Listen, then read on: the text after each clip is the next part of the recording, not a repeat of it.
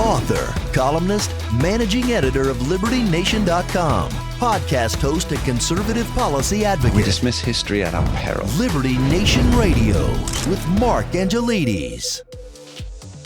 When you can't trust the institutions charged with your financial and physical well-being, where do you turn? As the Federal Reserve exposes its own inherent flaws and the rest of the world decides to ditch the dollar, it's time to ask why and who is to blame. Well, when the government itself blames citizens for its own reckless behavior, the words of Dwight Eisenhower spring to mind when he said, "The search for a scapegoat is the easiest of all hunting expeditions." Welcome back to Liberty Nation Radio here on the Radio America Network. I'm your host, Mark Angelides. On today's show, we talk the reckless Federal Reserve, de-dollarization, the real threat of China, and talk liberty on constitutional issues. I want to take a moment to say a special thank you to our listeners out in Evergreen, Alabama on WNWF 1470 AM and WPNS on 1140 AM. Thank you for being here. And remember, this show is proudly sponsored by LibertyNation.com, where you can access podcasts, breaking news, analysis, and a range of biting and brilliant shows to whet your appetite for freedom and your fondness for the great American Constitution. The Federal Reserve goes before the Senate Banking Committee to answer questions on the Silicon Valley Bank collapse, among other issues. Now, this is a fast-developing story, and to join us to speak about what happened in the hearings and associated paraphernalia to do with the banking crisis, we're joined by economics editor, Mr. Andrew Moran. Thanks for joining us, Andrew. Thank you for having me, and I'll be sure to use my ChatGPT for all the answers that you may have. Questions you may have. Sure. I mean, as long as we want it written by a fairly mediocre left-leaning college student, those are the kind of answers we're after from our chat GTP. But now, Andrew, obviously you watched the Senate hearings, and the Republican Party, they were really blaming the Fed for doing what the Fed does, weren't they? Yeah, so it was interesting because Michael Barr, he's the Fed vice chair for supervision, and in his opening testimony, he was saying that the Federal Reserve saw weak spots at SVB as early as May 2022, and then a few months later, they actually gave it lowered its management rating to, I think it was fair. So they saw, and it's funny too because you and I talked about this a couple of shows ago, how there should have been weaknesses spotted way before what happened in February and March. So that revelation for the Federal Reserve was pretty eye-opening to how pervasive the issues were at SVB. Now, does this mean that the warning signals were ignored? Because if you're operating in the banking sector, you want things to be superb rating, or at least extremely safe rating, whereas a fair management structure warning, I mean, that's a warning, isn't it? That's not, hey, it's fair, it's okay. That's actually a warning sign. So a warning sign's ignored. Exactly. And also, it can show how outdated the stress tests are, at least in this specific case. So a stress test is supposed to determine how well a bank can fare in a specific type of environment, whether it's rising interest rates or lower GDP growth rate. So during the Senate banking hearing, that was some of the cases that these Republicans made, is that, okay, well, if the SVB passed its stress tests, then how did all of this happen? And the Democrats on the other side were saying, well, see, it's less regulation. It's a deregulation campaign that fostered this environment of bank failures. Meanwhile, it had nothing to do with regulation for the collapse of SVB. It had more to do with, the Federal Reserve's easy money policies, terrible management at the SVB. What was interesting about SVB is that they didn't have a risk compliance officer or risk management officer, but they had a diversity, equity, and inclusion officer. So it just shows how terribly managed this company was. It seems to me that the prioritizing of diversity in the human resource department over safety and investment management, it's a pervasive illness. ESG is at the very moment dying. You look at some of the numbers showing and the data showing it's been on a steady decline since its peak in 2020 or 2021. And it's understandable too, because a lot of Republican-led states, they're targeting, it was led by, of course, Ron DeSantis in Florida, but they're really targeting ESG and sustainable investing, and how this woke investing isn't benefiting investors or retirees. It's just more benefiting leftists and who want to impose their wokeology on Wall Street. Well, I think that's really the heart of the issue, isn't it? You've got responsible fiduciary officers, and their job. They have, it's that old meme, isn't it? You had one job to do, and that's to securely grow the investment pot. And if they're taking into account other factors, any such factors will be a detriment. Well, there are many problems with ESG in itself. I think also a thing that many people avoid talking about is how ESG and the fund managers and the companies that adopt ESG completely ignore the social and governance factors, all about being environmentally friendly. There was, I mentioned this with Jeff Charles, and I was talking about, there was a CIBC report a year or two ago, and it talked about how a lot of energy companies that abided by the whole ESG nonsense, they were investing in Vladimir Putin's energy companies. They were investing in Russia and completely ignoring the authoritarian nature of Moscow. So I think that's what's one interesting factor. The other interesting factor is the idea of greenwashing. Now, greenwashing is pervasive. You look at a lot of the industry surveys, that is a common theme people are so worried about. This means that companies will claim to be green even though they have no green policies whatsoever. So a lot of authorities, investing authorities and governments, they're trying to impose standards that you abide by to at least have a modicum of ESG principles in your company. If you go down the local supermarket and you see a pack of eggs, if you're fortunate to see a pack of eggs in the supermarket nowadays, and it says it's organic, free-range eggs or organic free-range meat, and it's all just labeling, it's all just advertising, and doesn't actually have a specific definition with which to determine this is this and that is that. Organic farming, although my family, we spend so much money on organic products, mainly because of my wife, but organic destroyed the economy of Sri Lanka. Sri Lanka adopted the whole ESG principles. They had a 100% score on ESG ratings. What happened? Company completely collapsed. They have a food crisis. They have a humanitarian crisis, so much poverty. All these farmers that did really well and were pretty much, I would say, one of the breadbaskets of South Asia, they became poor overnight because of the government's insistence of adhering to Klaus Schwab and the World Economic Forum and this whole sustainable investment fiasco that just crashed the entire economy. And who knows if they'll ever be able to recover from that. You know, the funny thing about that, I followed that story quite closely, and it seems to me that the only time we've seen such a thing happen is when a country adopts socialism. And to me, it seems as though ESG and socialism, it seems they're different sides of the same coin. Or am I far out on that? Well, with ESG, I mean, it's especially with that whole Biden executive order, it's if the government's imposing this on the people, whether it's retirement plans, executive orders, whatever the case. And then you have sort of backdoor too, whereby these leftist groups will go on social media and complain and whine and say, "Oh, look, we're going to boycott this company because it's not imposing one of these ESG principles." So you either have a government force or you have backdoor stealth style imposition by the state.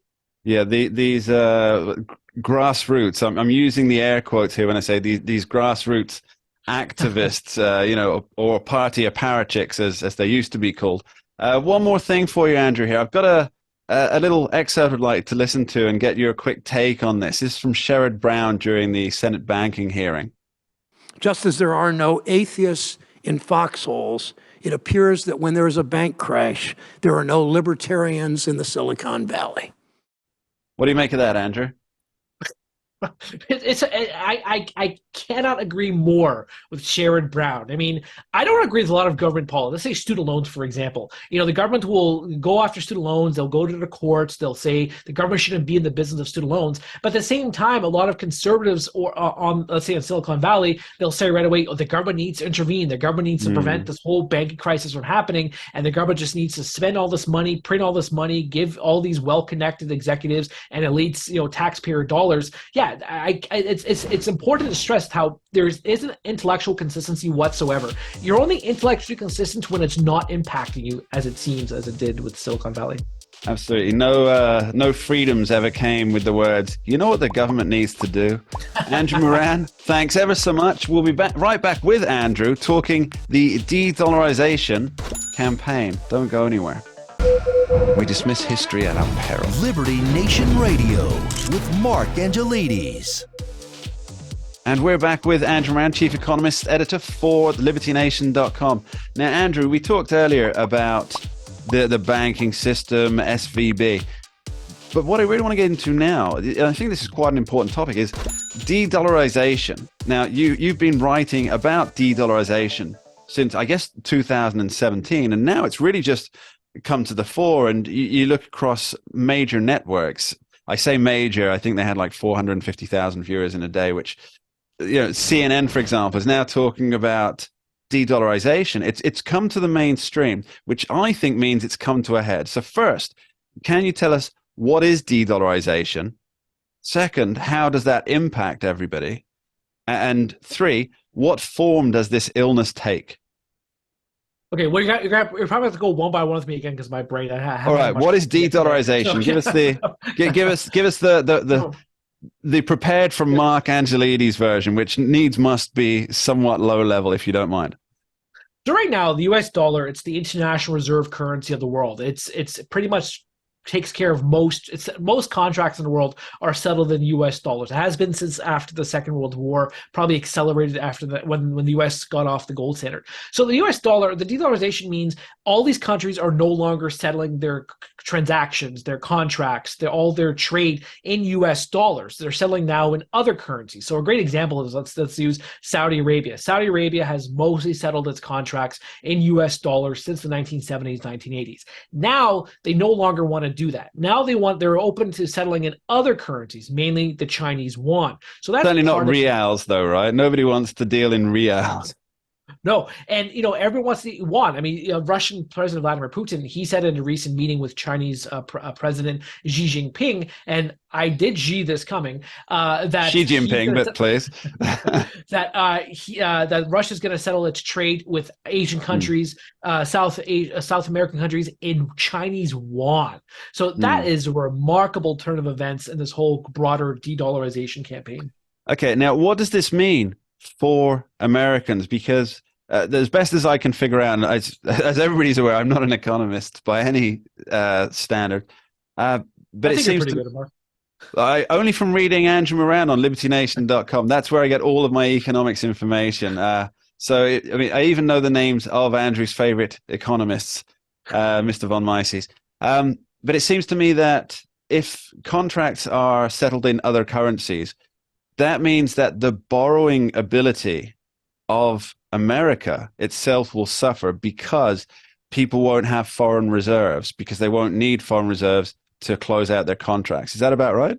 Yeah, that's a critical message too, because if these countries are no longer depending on the US dollar, if they're no longer storing the greenback in their foreign exchange reserves, what happens to all these dollars? Well, they head back to the United States. And what happens if trillions of dollars head back into the United States? You have rampant price inflation and rampant inflation. So that is the key factor of why a lot of people should be concerned about the de-dollarization, because for years, for decades, the US has been able to export its inflation to the rest of the world. I mean, why do you think the U.S. government spends $2 billion to give Ethiopian shoes? Well, that's because that's $2 billion that exits the United States and then goes to a country in Africa. So that's part of the reason why there's so much wasteful spending also going on in the rest of the world, is because the U.S. needs to get rid of these dollars to prevent hyperinflation from occurring in the United States.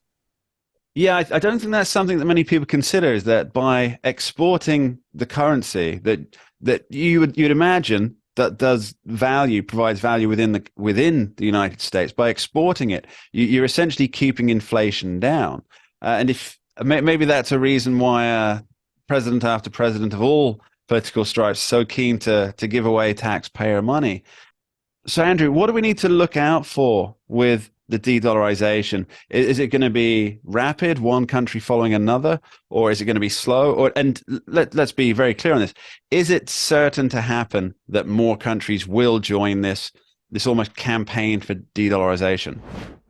Well, I've been writing for the last few years that this is going to be a slow, methodical approach. Because let's use the U.S. Treasury holdings as an example. China didn't just suddenly dump its holdings of U.S. debt. It's been gradually reducing its holdings, which is important for China, because then if they were to dump it overnight, they would lose $1 trillion, crash the economy perhaps. So I think this is going to be I find it amazing how this is just accelerating under President Joe Biden, because out of nowhere you have Russia, China, the BRICS countries saying, yeah, we want to get off the U.S. dollar.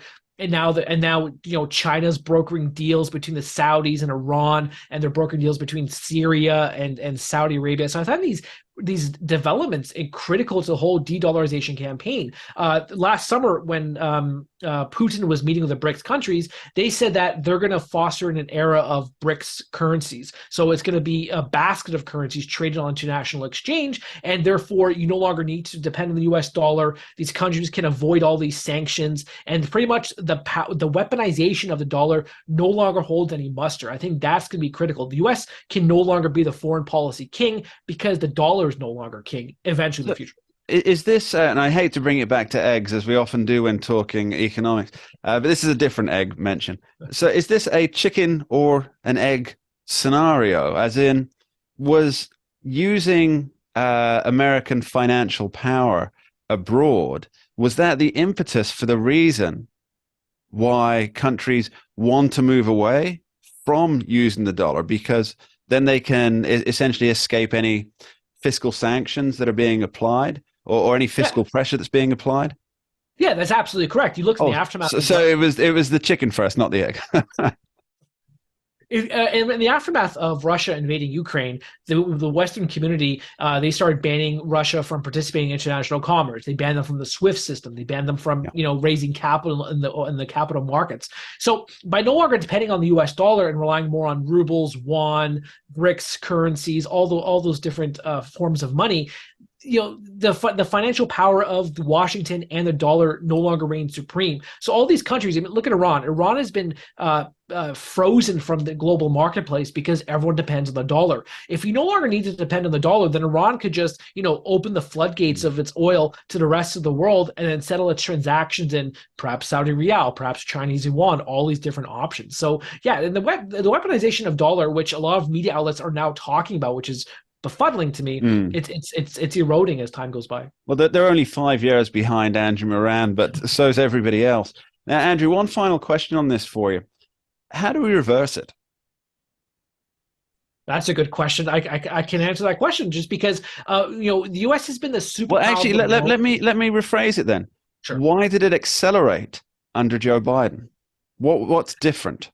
That's actually an excellent question, too. I was asked something similar on a different radio station, and I said the answer to that question of why all these things are happening perhaps can be in the approval ratings. If the American people don't have much faith in President Joe Biden, I doubt much of the international community sees any strength in the Biden presidency. I mean that to piggyback on your overall question, why are all these things happening under Joe Biden? Why is rampant inflation happening? Why is Russia invading Ukraine happening? Why is China saying that the things we've known for the last 100 years are changing? Why is that occurring? All these things that are going to transform the international economy are all happening under him, probably because these world leaders don't have much faith in Biden that he will do anything to respond.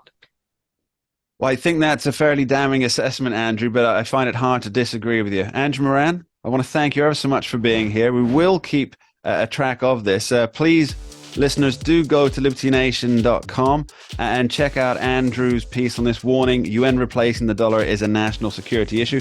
That's with Andrew Moran and a guest who we've got coming up right now, Dave Patterson, discussing the defense and the economics angles on that. Andrew, thanks ever so much for being here. Thank you for having me. We dismiss history at our peril. Liberty Nation Radio with Mark Angelides. President Joe Biden has a somewhat strife-filled relationship with the second largest superpower, China. From questions about his family business dealings to his confusing rhetoric compared to actions. But what to make of the mixed messaging, and how many fronts can the president battle his confrontations? Well, we're fortunate to have with us today former Principal Deputy Undersecretary of Defense Controller, a man who knows all things defense and Chinese, Mr. Dave Patterson. Thanks for being back with us, Dave. Hi, Mark. Glad to be with you. So, Dave, it seems to me that Biden is forever caught between a political rock and hard place when it comes to China. He has to appear firm publicly, but in terms of policy, we're getting a very different story. And I think that many people believe that let's say the US lunch is being eaten by chopsticks. What's your take? Well, I think it goes to the fact that the Biden administration has a vague, obscure strategy to deal with China to begin with. When you look at their rhetoric, they call China a pacing challenge. I got to tell you, Mark, a pacing challenge is when you're out jogging with your buddy and he's making a faster time than you are and you're trying to keep up. That's a pacing challenge. China is a threat. And it also is doing a pretty good job of both psychological and geographical denying access to, for example, the South China Sea, Straits of Taiwan. And I think that it's just basic lack of a coherent strategy. We see a lot about how each superpower is really trying to apply itself as let's call it an ally of people on the world stage. And we're seeing this in South America and most notably Africa, where Vice President Kamala Harris or I was going to call her President Kamala Harris and do a Joe Biden there. 6 times in February, I believe he called her President Harris, where she's gone in some way. I mean, it's claimed that she's gone to build up like a public announcement of empowering women in Africa, but really it seems to me that it's trying to counterbalance China's economic sway in the region. But aren't we missing a trick with all the money that's flooding in from China? Is there any way to combat that without spending billions, perhaps trillions of taxpayer dollars?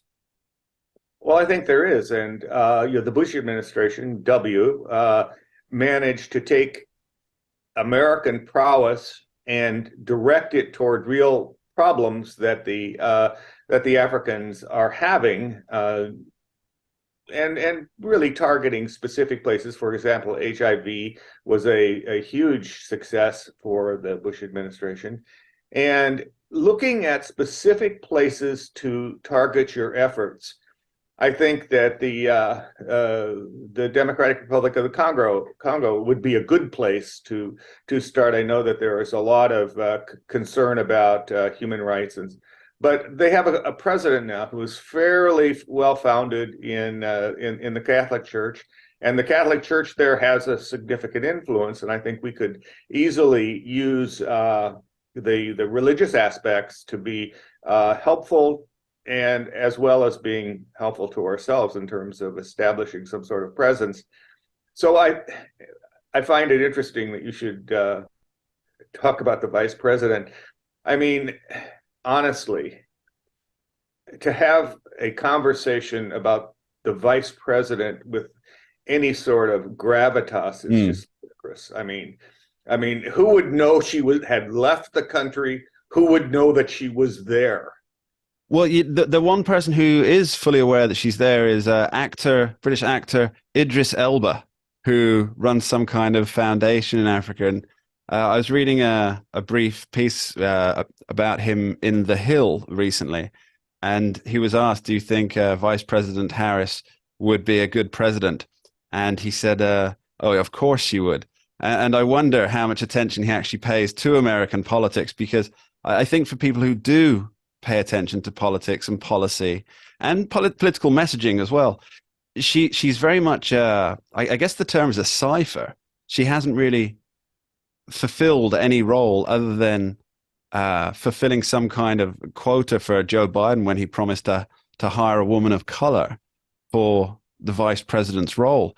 Now, let's move on to Taiwan. You mentioned there's some strategic issues in the Straits of Taiwan. And this week, the Prime Minister of Taiwan came to the United States and didn't receive a White House welcome. Now, this strikes me as strange, seeing as we hear all the rhetoric about how Taiwan is such an ally and how President Biden has come dangerously close to citing Article 5 of the NATO treaty with defending Taiwan, which, of course, isn't anything to do with NATO, saying that, we're obliged to support our allies, that being Taiwan. And yet, no White House visit, no pomp and circumstance. What's going on? Well, I think that you have to put it in context. Taiwanese officials frequently transit the U.S. through New York to go to Central and South America on diplomatic or official visits. And so to really put anything more into that, to read anything more, I think is not accurate. And of course, the president of Taiwan is going to Central America, to Guatemala and Belize, to shore up their Taiwanese presence, so that they'll not jump ship as Honduras did recently in terms of diplomatic recognition of mainland China versus Taiwan. And I think that that's what she's principally looking forward to in terms of her visit to Central America. On the way back, however, she's going to stop through Los Angeles and spend some time at the Reagan Presidential Library with Speaker Kevin McCarthy. So that's going to be an important meeting for them. And probably more would be done with McCarthy than with, a presidential meeting with Biden, which he will probably forget, minutes later. Of course, he will get the free ice cream, of course, that they reward him with whenever visiting dignitaries come to town. So there's also been quite a bit about TikTok, the social media behemoth at the moment, with the hearings about whether it's a threat or not to America. And it seems that this is quite a divisive issue between the parties. What's your take on it? I think TikTok is an extraordinarily a huge threat to America. When you consider that an app that 150 million people have on their telephones is gathering information, personal, professional, financial, anything you have on your phone is now available to the Chinese Communist Party.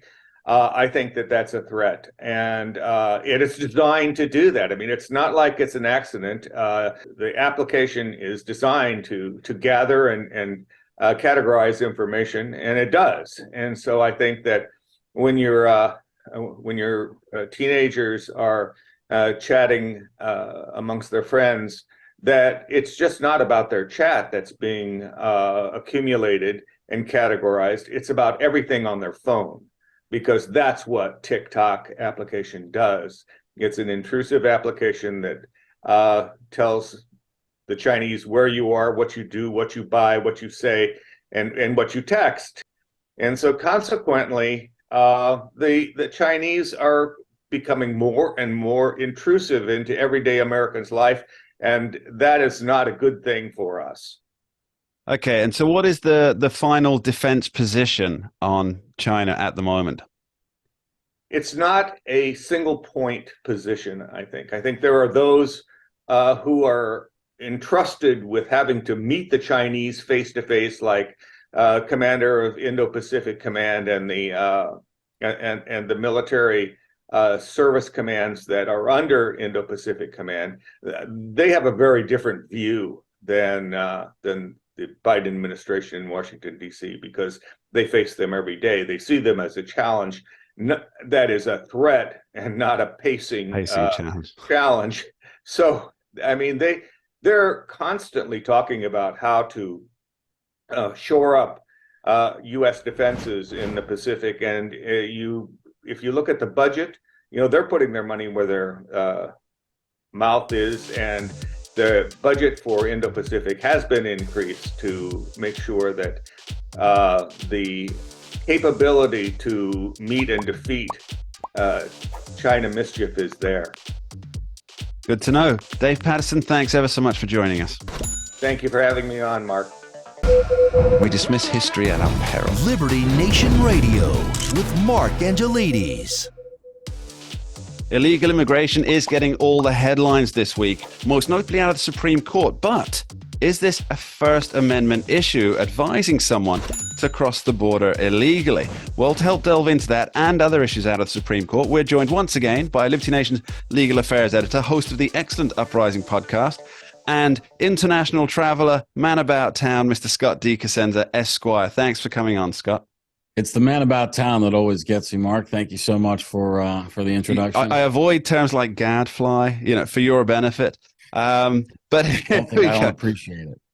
So, Scott, Supreme Court, they're hearing a case, but there's a big First Amendment aspect to this case, which I think has gone largely unnoticed, or at least unreported, by those who've been focusing on the illegal immigration question. Could you give us the outline on that, please?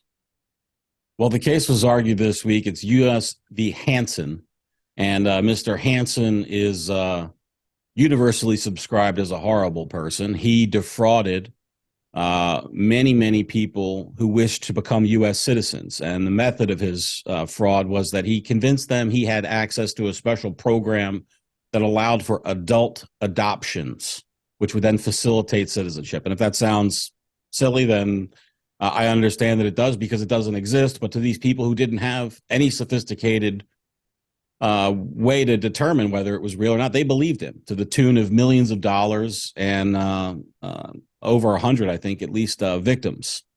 Now, he has been convicted of many crimes, and he won't be getting out of federal prison anytime soon because of all of the crimes that he committed in order to facilitate that fraud. But one of the things he was convicted of was aiding and abetting an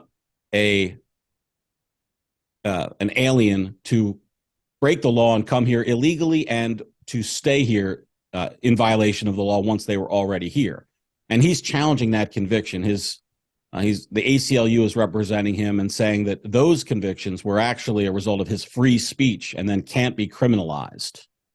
Okay, so the heart of the issue here is that he knowingly lied to his defrauded clients. I guess we call them clients, victims. But is that covered by free speech? What does the Supreme Court say on this matter? The fraud aspect of it is separate from the criminality of his speech issue. That's I just give that as background. Sure. That's the background of the case. The question before the court is, can you say to somebody who's, for instance, in the country illegally, I think you should stay here, for instance, if you said that sentence to someone and you knew that that was a violation of the law for them to stay here, can the government then prosecute you criminally for that statement? Or is that a part of your First Amendment protected free speech right to suggest that that person should do something that in and of itself is violative of the law? And that was the question argued before the Supreme Court. Now, before we get to what the Supreme Court actually determined, obviously they haven't given a ruling yet, but which direction their thinking went, I think it's really important to point out that this is quite a significant question to be asked, because if we take your example there of somebody saying, I think you should stay in this country. Now, we have numerous NGOs, non-profits helping illegal immigrants into the United States to either find a legal route to stay in the United States, but they're encouraging them through, after essentially doing a violation of crossing the border illegally, they're encouraging them to continue with unregistered presence within the United States. So I guess the question in Hansen actually could very well apply to those groups as well. Is that about right?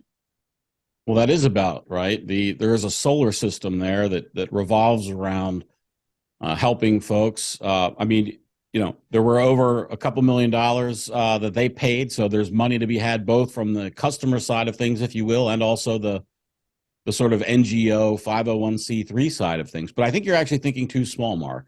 I want to expand it from that solar system out to the universe. If the federal government can criminalize speech that says that you can do something illegal, how about, well, I think you should go ahead and protest in the town square, even though perhaps they've said protesting that day is illegal. Can we then extrapolate this out to other ways in which the federal government may wish to tell someone, hey, you can't say that? And is that okay? I think that, to me, is the crux of the issue, and how I suspect the Supreme Court will be analyzing it, not just with respect to how it affects these immigration agencies and issues, but the broader law. When can the government tell us that something is illegal to say? Now, exactly. I mean, it really is. I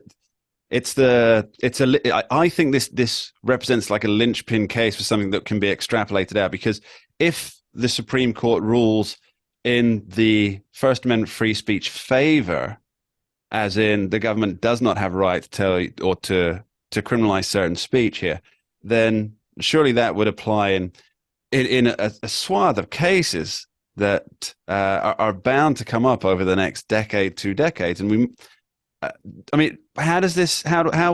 the justices thoughts on this? Did we get any indication of? Well, I won't be telling you about their thoughts. I can discuss what they've said. Sorry, their speech, their words. You're always after me for for the prediction, and Scott DeCosenza is Liberty Nation's resident psychic. Does tea leaf readings on Tuesdays and Thursdays. I'm looking for my magic 8-ball, and I don't see it here on the desk.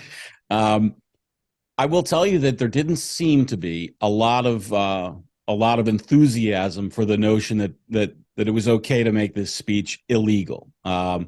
Justice Thomas, I think, was perhaps the most outwardly skeptical, if anyone was, and his skepticism was not particularly robust, it seemed like. Justice Sonia Sotomayor was the most robust defender, I think, of free speech on the day, and really went after the advocates and talked about how this was novel in at least one way, which was that violating our immigration laws is often not a criminal act. It is violative of our civil law, right? So you can be forced to leave, but you won't be imprisoned, especially for like a first time type violation. Sure. But here, the penalty for the person who would have advised that person to break the law is actually greater than the underlying crime. So the solicitation is greater than the completed act, which is Justice Sotomayor says it's unique in legal history if that were to actually follow. So I trust her and her clerk's research on that. If she says it is the first time, then that it's a staggering. I also believe that her research is solid, despite my issues with her jurisprudence in general. But yes, I find it hard to believe that anything is unique. There's nothing new under the sun, as Ecclesiastes. She has actually reported counterfactually in the past with questions from the bench, but I think that's probably an outlier. And sure. In any case, it's certainly not common, and it really does. I think it's troublesome. So, are you saying that there was, at least appeared to be, some, in the words that were spoken by the justices, there appears to be some broad consensus on this? I would not use the word consensus unless I saw a vote. I would say that the winds seem to be blowing in favor of. If I were a betting man, I would be betting on Mr. Hanson's chances at the Supreme Court rather than the federal government's. I think that's the best way to play it. If I had to pick one as a winner and one as a loser, I would pick Hanson as the winner in this case. Okay, well, we know that obviously with the Supreme Court, it's always best to prepare to be disappointed, and then you're never too disappointed if you're already prepared to be disappointed. They rarely let me down when I expect to be disappointed by them. Absolutely right. Scott DeCosenza, thank you ever so much for joining us. And I believe you have something on libertynation.com on this topic. Thanks very much. I have. Thank you, Mark. And that's just about it for this week's edition of Liberty Nation Radio here on the Radio America Network. My thanks to our guests, Andrew Moran, Dave Patterson, and Scott Cosenza. And of course to you at home for joining us as we delve deep into the politics and economics of America today. My parting shot for this week comes from Edward Abbey, who wrote, quote, "Simply because humankind have the power to meddle or manage or exercise stewardship in every nook and cranny of the world does not mean that we have the right to do so, even less the obligation," end quote. Now, when we consider how the government and the Fed hand in hand seek to control each aspect of our taxpayer dollars that we have, not through choice in most cases, granted to their stewardship, trust must be more than desired, it must be demanded. For it is not merely our dollars and cents that are in the hands of those who seek to rule, but rather the future of the world our children will inhabit and inherit and be forced to reckon with. We should never let their birthright go without accountability. Thanks for listening. We dismiss history at our peril. Liberty Nation Radio with Mark Angelides. Entertaining, informative, and just plain fun. Watch Liberty Nation's The Conservative 5. Produced by conservatives for conservatives. C5's The Left Free Zone. Hosted by Liberty Nation's Lisa K. Donner. Joined by a raucous, irreverent panel of authors. Deconstructing leftist narratives. Debating the hot topics. And remembering to laugh. Join the official conservative safe space. Did that to piss Jeff off. Liberty Nation's The Conservative 5.